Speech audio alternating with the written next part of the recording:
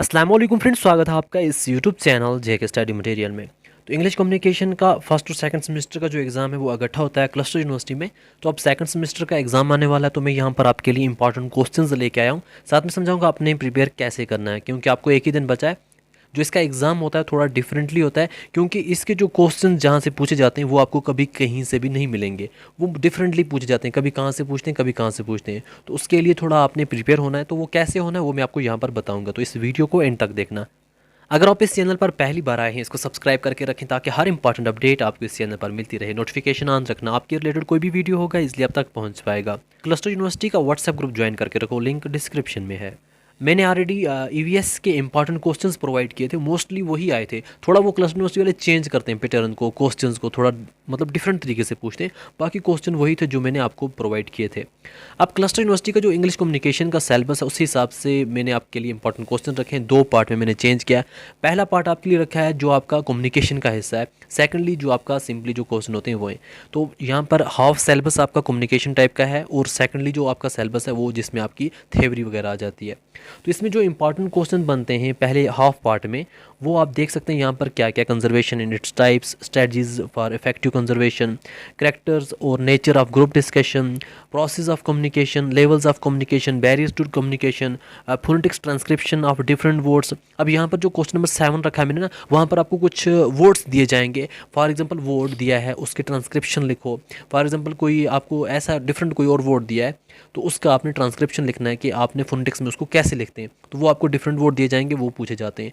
Consonants और vowel sound क्या होते हैं, नॉन वर्बल कम्युनिकेशन क्या होती है, कॉन्सोनेंट्स इन इंग्लिश टोटल कितने हैं, तो और कॉन्सोनेंट क्लस्टर क्या होता है, वॉवल्स टोटल कितने हैं इंग्लिश फोनेटिक्स में, और डिप्थोंग्स और मोनोफ्थोंग्स क्या होता है। तो ऐसे क्वेश्चन आपको आ सकते हैं जो आपका हाफ सिलेबस है। बाकी जो आपका सिलेबस रहा सेकंड पार्ट, उसमें जो क्वेश्चन जो चैप्टर्स हैं वो आप यहाँ पर देख सकते हैं। जैसा कि आपका चैप्टर है डॉक्टर बी आर अम्बेडकर का, हु वेयर द शूद्रास। अब यहाँ पर जो क्वेश्चंस पूछे जाते हैं, जैसे आप टेक्स्ट कोई और पढ़ते हो, उसके जो एंड पे क्वेश्चन होते हैं वो मोस्टली कभी एग्जाम में पूछे नहीं जाते।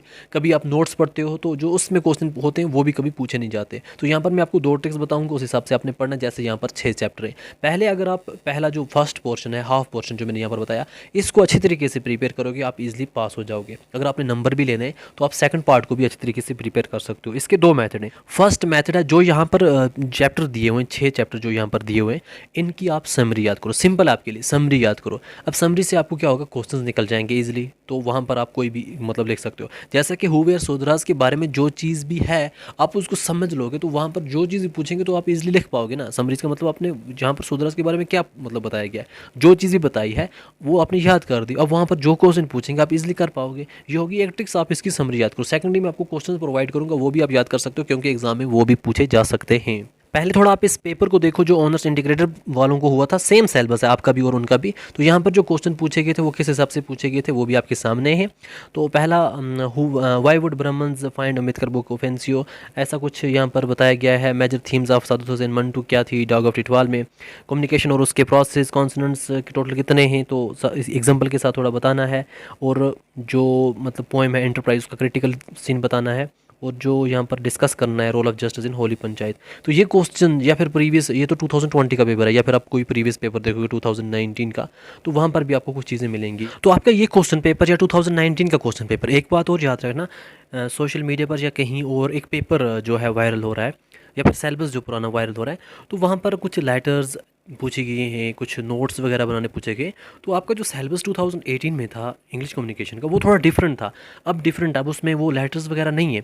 तो पहला कोई पेपर देखोगे उसमें लेटर्स पूछे गए, तो लेटर्स आपको याद करने की ज़रूरत नहीं है, वो पहले सिलेबस में थी। ऐसे ही पेपर मत देखा करो कभी, सिर्फ सिलेबस पर ध्यान दिया करो। तो जो सिलेबस में है उसको याद किया करो। ये जो पेपर है तो ये एज़ पर 2022 आपके नए सिलेबस के हिसाब से है।